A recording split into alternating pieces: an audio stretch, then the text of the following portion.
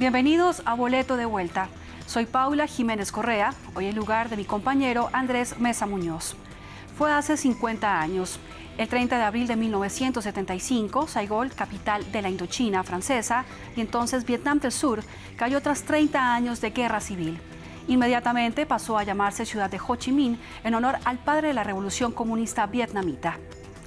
La caída de Saigón se convirtió en un símbolo del fracaso de las guerras coloniales del siglo XX, pero también de la derrota militar sufrida por el ejército estadounidense. Para la ciudad, que había sido próspera, fue el comienzo de su declive. Cientos de miles de personas, por miedo a las represalias, intentaron desesperadamente huir. Fueron los primeros refugiados que huyeron en barco, a los que siguieron millones más. Se estima que tras la caída de Saigón, 30.000 vietnamitas del sur fueron ejecutados por las fuerzas del norte. Fue una revolución que estancó a Saigón durante más de 20 años. Sin embargo, en 1986, Vietnam reintrodujo la economía de mercado y 8 años más tarde, Estados Unidos levantó el embargo comercial. Sin embargo, para aquellos que vivieron los años oscuros de la guerra civil, olvidar la caída de Saigón es imposible.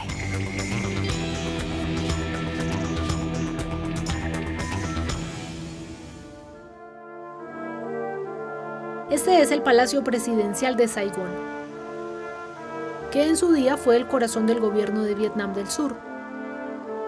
Hoy, la bandera roja ondea en el tejado del edificio. Ahora es un símbolo del poder de los gobernantes comunistas del país. Este veterano es un héroe de guerra. Éramos como granos de arena entre miles de millones en Vietnam, dando todo por la histórica victoria del 30 de abril de 1975. Esa mañana, este soldado de las Fuerzas Especiales de Vietnam del Norte luchó en combates callejeros por todo Saigón. Tenía solo 22 años. A las 11:30 de la mañana, los tanques comunistas irrumpieron en el Palacio Presidencial. Era la última batalla de una guerra civil y colonial que dejó a Vietnam en ruinas durante 3 décadas. Los recuerdos de esos últimos momentos antes de la liberación del sur me han acompañado durante 50 años. A partir de ese momento, Vietnam se convirtió en un país unificado.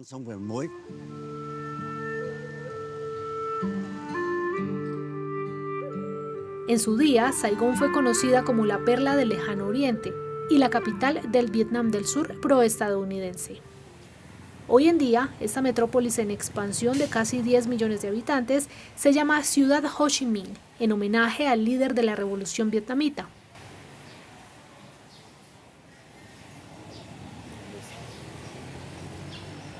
Cada año, Nguyen Van Chung viene a rezar por sus camaradas caídos. Esta pagoda se construyó en su honor.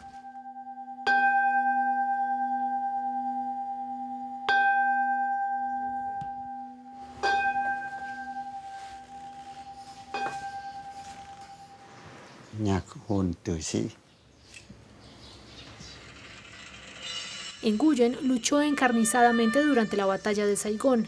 En solo 3 días murieron 53 soldados, casi la mitad de su compañía. Entre 1 y 3 millones de personas morirían al final de la guerra.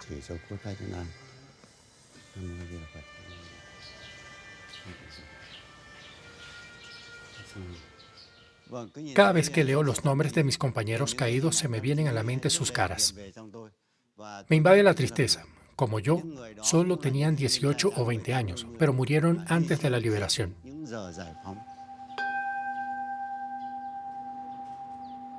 Medio siglo después, el conflicto sigue presente.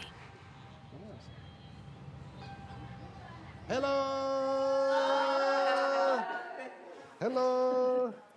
Xin chào. Hello, Min. Min. This is Min. Min. Este veterano estadounidense de la guerra de Vietnam tiene una nueva misión: ayudar a las decenas de miles de vietnamitas afectados por el agente naranja, el herbicida tóxico utilizado como arma por el ejército estadounidense. Se vertieron casi 50 millones de litros en todo el país. El agente naranja es extremadamente tóxico y puede permanecer en el medio ambiente durante décadas. Provoca cáncer, abortos espontáneos y malformaciones congénitas. Cuando vi por primera vez los efectos de este producto químico en los niños y niñas de Vietnam, A veces me ponía a llorar. Estaba aquí con los niños y se me llenaban los ojos de lágrimas. Eso fue lo que me llevó a venir para ayudar. Matt Keenan dejó atrás su vida en Nueva York y se trasladó a Vietnam. Ahora es voluntario casi todos los días en este centro que acoge a unos 30 niños. El taller de costura es interesante porque las chicas y el personal hacen cosas que le venden a la comunidad y eso ayuda a mantener el centro.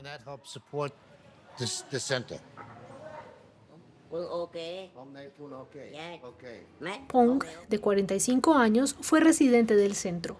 A pesar de su discapacidad, ahora ayuda a gestionarlo.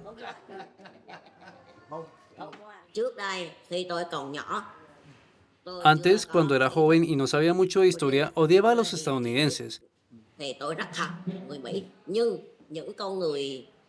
Pero los ciudadanos estadounidenses lucharon en Vietnam porque su país les ordenó hacerlo. Keenan se enlistó en el ejército y pasó un año en Vietnam. Hoy vive en Da Nang, donde estuvo en misión. Tengo muchas fotos que tomé cuando estuve aquí en Vietnam en 1971 y en 1972.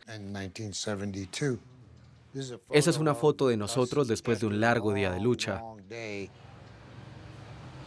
Pensó que estaría a salvo después de que le asignaran un puesto de no combatiente en la administración militar.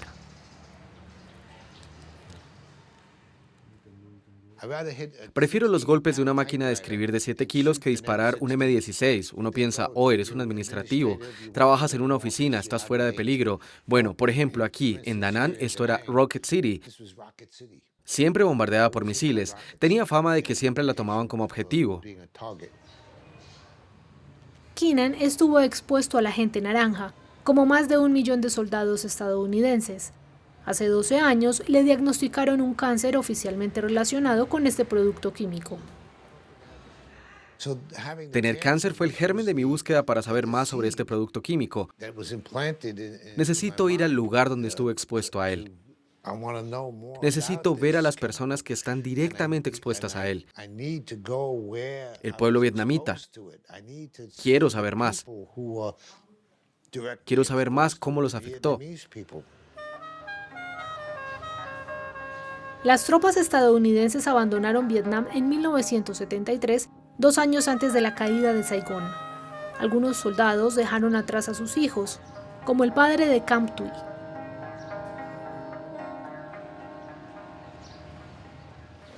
Mi madre me dijo que mi padre era estadounidense, que yo era mestiza. Siempre quise saber si era cierto, si realmente era hija de un soldado estadounidense. Mi sueño era descubrir de dónde venía realmente. Para encontrar respuestas, se puso en contacto con una ONG que reúne a familias separadas por la guerra. Encontraron a su padre, pero había fallecido en 2023 a los 80 años. Como hija de un veterano, tiene derecho a la ciudadanía estadounidense. Es un verdadero reto. Es muy difícil empezar una nueva vida en Estados Unidos, sobre todo sin trabajo. Al principio, el choque cultural es muy fuerte.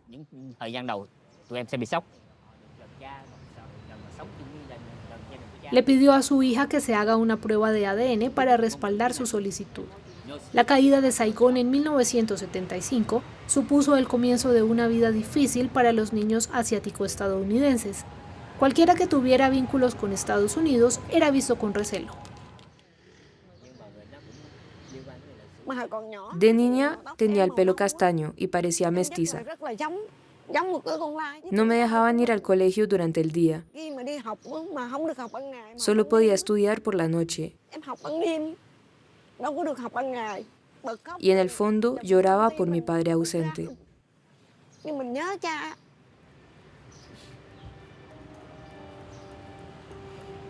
Esta nube oscura se cernía sobre toda la ciudad. Entre 1975 y 1986, el gobierno comunista intentó borrar el pasado capitalista y colonial de la ciudad. Entre 300.000 y 1 millón de vietnamitas del sur fueron enviados a campos de reeducación. Los muchos que huyeron del país pasaron a ser conocidos como los Boat People o la gente de los barcos. Minh tenía 1 año cuando sus padres se fueron de Saigón. Como muchos padres inmigrantes no decían nada, sus recuerdos de cuando eran boat people eran demasiado dolorosos. A medida que crecíamos, dejamos de hacer preguntas y comprendimos el doloroso viaje que habían hecho para llevarnos hasta donde estábamos. Pero les esperaban días mejores. En 1986, Vietnam se reabrió al mundo y la ciudad de Ho Chi Minh se convirtió en un próspero centro económico. Minh, que creció en Nueva York, se convirtió en un exitoso empresario tecnológico. Hoy está de vuelta en la tierra natal de sus padres. Es el momento adecuado, por eso regresé. Vietnam se está desarrollando muy rápido. Esta tarde reunió a estudiantes y empresarios para hablar sobre inteligencia artificial.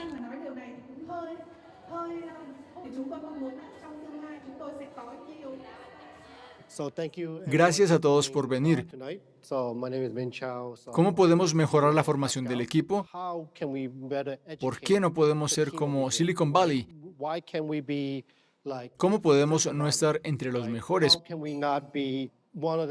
¿Por qué no Vietnam? Vietnam espera convertirse en un importante centro tecnológico en las próximas décadas. También forma decenas de miles de ingenieros cada año. Este talento convenció a Minh para convertir la ciudad de Ho Chi Minh. Sinceramente, creo que Vietnam podría convertirse en un importante centro económico. Muchos vietnamitas son muy trabajadores. La edad media del país ronda los 25 años, ¿verdad? Entonces, todo el mundo está con muchas ganas de hacer algo. Además, la ciudad de Ho Chi Minh es muy competitiva por naturaleza y hay muchas startups. Lo digo con orgullo, nuestra experiencia tecnológica está a la altura de la India o China. No tenemos nada que envidiarles. Algún día Vietnam se convertirá en el próximo Silicon Valley. El horizonte de la ciudad ya sugiere que podría convertirse en el Silicon Valley asiático. Cada mes aparecen nuevos rascacielos, viviendas de lujo para los ricos y ambiciosos, entre los que se encuentra Minh. Cuando camino por esa zona me siento como si estuviera en Nueva York, en Central Park, y por la calle ves tanto la nueva Saigón como la antigua, una al lado de la otra.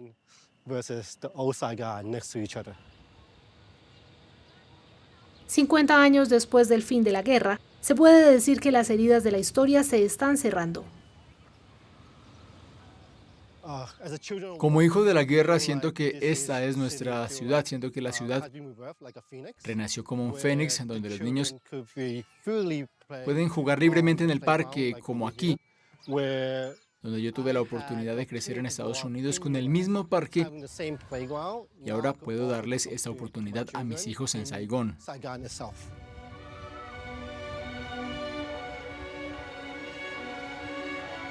Pero a pesar del milagro económico de Vietnam, los recuerdos de la guerra siguen presentes.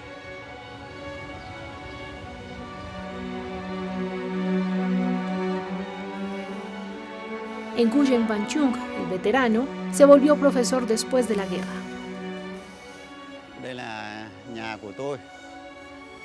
Pero nunca olvidará los años que pasó de uniforme.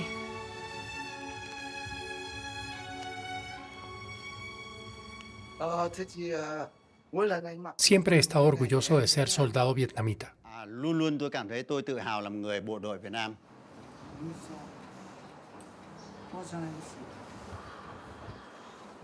Mi medalla más sagrada, la Orden de Resistencia de segunda clase.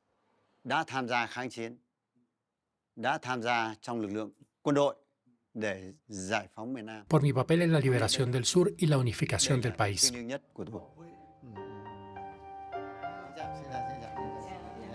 Está pasando tiempo con otros veteranos mientras se preparan para las celebraciones de la independencia.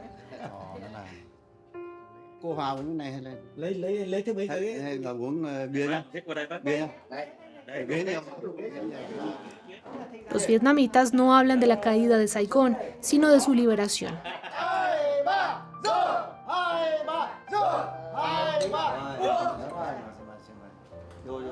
Una victoria comunista que sobre todo supone una realización de un futuro con el que los vietnamitas habían soñado durante siglos, convertirse por fin en un país unido.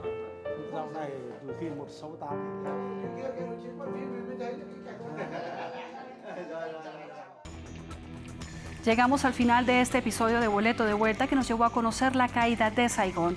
Recuerde que puede ver este y otros episodios en nuestra página web france24.com. Hasta una próxima oportunidad.